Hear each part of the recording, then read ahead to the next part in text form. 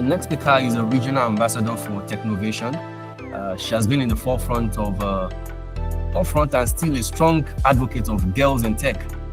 She's the founder of Odyssey Educational Foundation, and she's pioneering and making giant strides in tech. I remember several years ago when she told me about her plan of this tech thing, and it's not surprising what it has become today.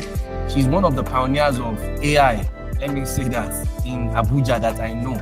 So please, let's welcome Engineer Stella Uzochukwu-Dennis. You're welcome, ma'am. Thank you so much, Stanley. Thank you for giving me this great opportunity to meet with all these brilliant faces. I must say, Prof, you have schooled me this morning, and I'm grateful that I'm also in this panel. Thank you, Mr. Stanley, for this wonderful opportunity. And I'm happy that Prof has taken us through the basic things we need to know, generally speaking, not any special or any particular thing that you need to know, during AI, but he has given us the peripheral, everything you need to, the basic things you need to understand, especially ethical issues, which he has demystified for us. So it's a great one that we can actually, where you are all in this class. I'm happy for you because a lot of questions that will be coming, we'll be able to give answers to it as it comes. So, but one thing I want to say this morning is that a lot of times when I go with, I work with my very little, the people with very little knowledge about technology, their fear is always, are you sure this thing is not going to overtake us? Are you sure this thing will not make us become people without a job in the next future? And I tell them humorously, it will make you not have a job in the next future if you do not change, if you do not shift. And like Prof has mentioned to us, you need to take the stride, you need to take a step. You should not be waiting. A lot of people have moved ahead. Like he said, he told you that he owns an AI, he runs Zoom. So people are developing their own personal AI. And yesterday we did a program at the American Corner where we taught teachers how to use AI in classes. So the whole issue now we're talking about, the forum of education, I'm actually in the educational sector, working with young girls, especially intentionally, but youth in generally. So I run an organization called Odyssey Educational Foundation, like intentionally ensuring that our young adults, young girls, young boys pick up technology careers, because that is where the world is going and evolving around. Before we used to know that AI is the future, AI is going in the future, AI is in the now. So we should pace around it and make sure we get the best. So yesterday we did a program. We have had a 3 weeks training for teachers to ensure that, because the whole discussion is that, students are actually cheating with ChatGPT, students are cheating with Gemini, students are cheating with all these LLM languages that Prof mentioned. And then teachers are saying, no, it should not be. And I'm saying, no, our discussions are around, no, it should be, because that's where the world is. It's now looking at how efficiently and how creatively this students are using it. Are they doing it like a lot of times now? You know that projects, researches, now we're doing a lot around plagiarism. Yes, we're doing a lot around plagiarism because we know that students should have their own kind of creativity inside this AI. So we're making sure that, yes, even if you're going to use it, you should use it, with a lot of creativity. So yesterday we rounded off with partnership with the US Embassy to ensure that we trained teachers across FCT on the use of AI, building their own AI. In fact, we taught them how to build their own AI, but we used either a no code or low code. Yes, that's what we used to teach them, so that at least we're sure. But even at that, most of them ran away. They didn't even come for the presentation because the presentation was supposed to happen in front of everybody. We saw that a lot of them shied away from it. A lot of them who did the training, they didn't want to come, and they were ashamed because we told them you must build your own AI. So some of them built their own chatbots that was going to be teaching their own subject, where if you ask it anything around what is it wasn't trained for, to tell you, oh sorry, this is a topic I would have loved to talk about, but because I was not trained. So we just taught teachers to be able to build their own AI. And yesterday we saw so many teachers, and we worked with some collegiate members too from the University of Abuja, because we walk around, since we're an NGO, we walk a lot around the saying that those are the people who, if not well treated, brings about danger in the country. If all the Boko Haram people or the students who are causing these menace are treated well or are taught well, we'll see that we can also pass freely and truly around the country. So we are very, very intentional about ensuring that we work with people from this areas to ensure that we're able to work with the people who would cause harm or problem in the country. So we worked with a lot of students from the University of Abuja yesterday. So they came up with their little AI that could do things. In fact, we had one that is STEM for languages. People were so amazed at it because it was just teaching them STEM courses, that science, technology, engineering, and mathematics courses, and it was demystifying it in local languages like Yoruba, Igbo, and Hausa. All the people who came there, because Nida was there, Notab was there, everybody who came there was applauding that particular thing because they were able to come up with their own AI that was able to help them demystify some of these technologies in their local languages. And you see this young man who applied for the teacher. I can't remember his name. Who applied for the teachers training program where they award the teachers prize. And the guy who did the one, I think chemistry in Yoruba or physics in Yoruba, he was tremendously celebrated because it was something very, very not usual.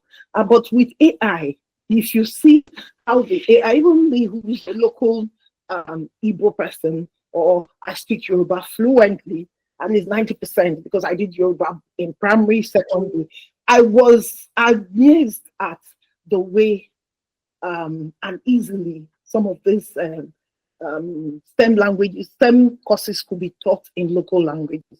And I noticed that even if within Nigeria we've been advocating that students should be taught in their local language from nursery to primary 3, and then from after primary 3 you can start them so that they would have internalized and understood what you're talking about. But with the use of AI, teachers, especially, I'm talking to you because that is the space where I work.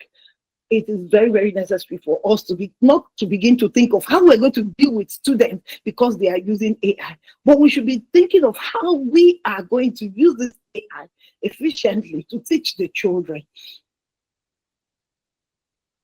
Teacher also how to use it effectively to the extent that he was using media.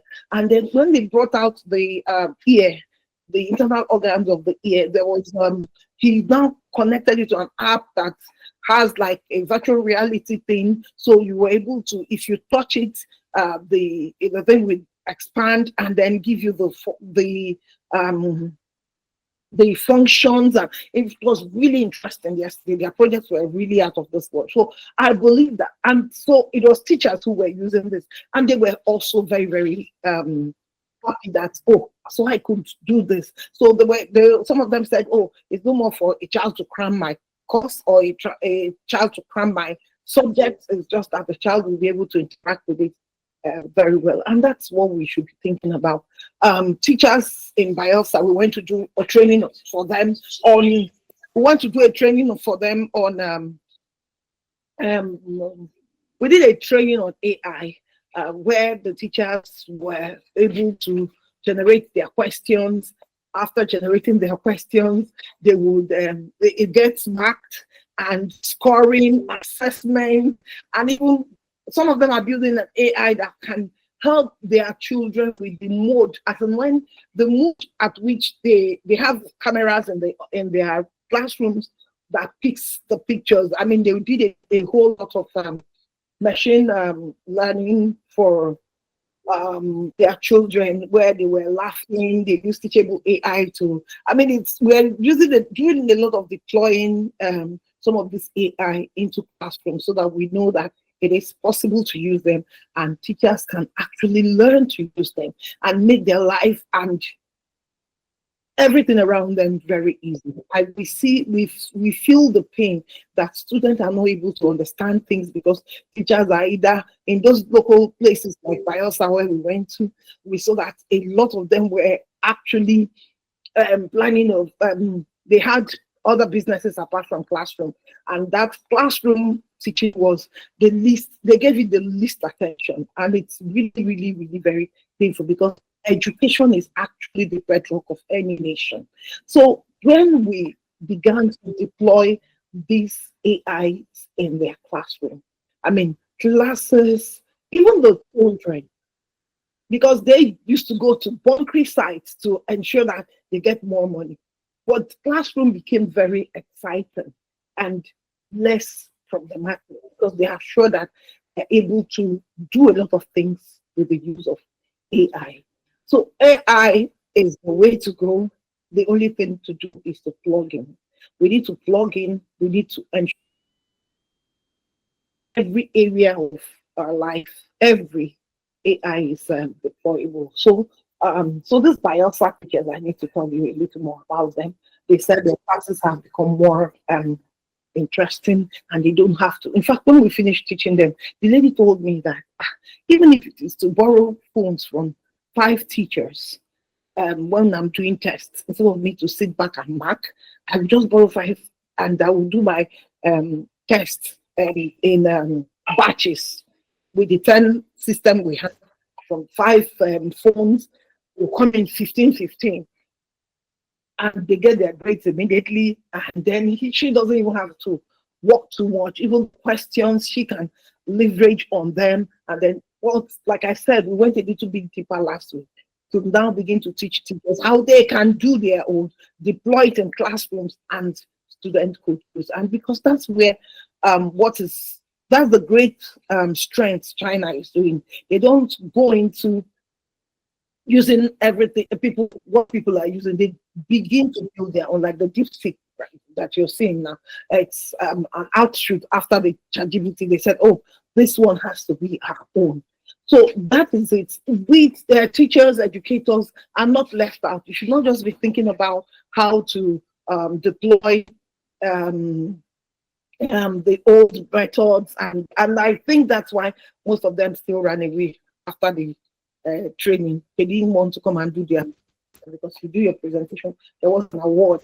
Even with the award, they knew that there was an award. They still refused to come because they couldn't. But the truth is, we need to embrace AI. It's not something we can run away from, and we need to do this because that is where the whole world is standing. Like I say to people humorously, when we chose the chose to be on internet, we have also accepted everything that comes with it. So what is happening anywhere in the world affects all. So we shouldn't run away from it. It's something we should embrace. When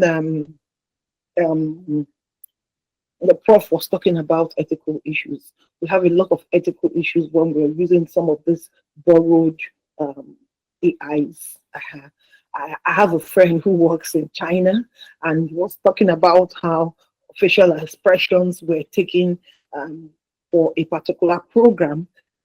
When he gets there, he's supposed to smile, and then the thing opens up because it's like a social gathering. So the cameras were fixed. So when you come and it recognizes your teeth, your smile, it opened.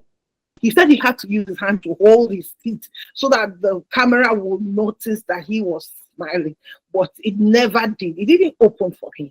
And so these are some of the things and reasons why we should begin to think about how we can bring home these AIs, build our own so that they will recognize our face. Even those students, some of them did a facial recognition thing. We had an albino in the class.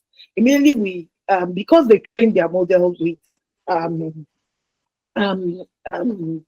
images they got from the internet, it was only recognizing the face of the fair one. When we got the albino to come in front, because we're trying to check skin diseases on people, pimples and all that, because what the AI was to do was to help students come up with giving the people record things that they could do, remedies, local remedies for pimples. So if it recognizes that you have pimples or any skin rashes, it will be able to tell you, oh, this is what you're supposed to do. So the children were just playing with it. So, and they got all their data sets, because data is a problem. And when we say this data is a problem, we don't understand what it means. We couldn't get 100 people to train with various skin diseases in the classroom. It wasn't possible. So we had to train with the pictures of light-skinned people who were on whose data were on the internet. And behold, when we finished training, the children wanted to test what they have trained. And immediately we got the albino. As she came and put her face in front of it, it recognized it and told her that she had pimples, she should do this. And when other members of the classroom began to come in, even those who had acne, it didn't recognize them. So we just tried to let them know that data was very, very necessary for us to work off our data and do it ourselves. We can't keep leaning on the bank of data that was presented by people who were. So it also brings up a lot of ethical issues, because there's a need for us to do these things themselves. So basically, teachers on this call, there's a need for you to step up your game, make sure you're sitting at par with your Gen Z students who already know what to do and where to do and how to do it. And so that is basically what we're doing. So thank you for this opportunity, and I will stand by for any questions that you want to ask me. Thank you, sir. Yeah, thank you so much. Thank you so much. This was in depth. Please put your questions together so that you know how to sort things out later.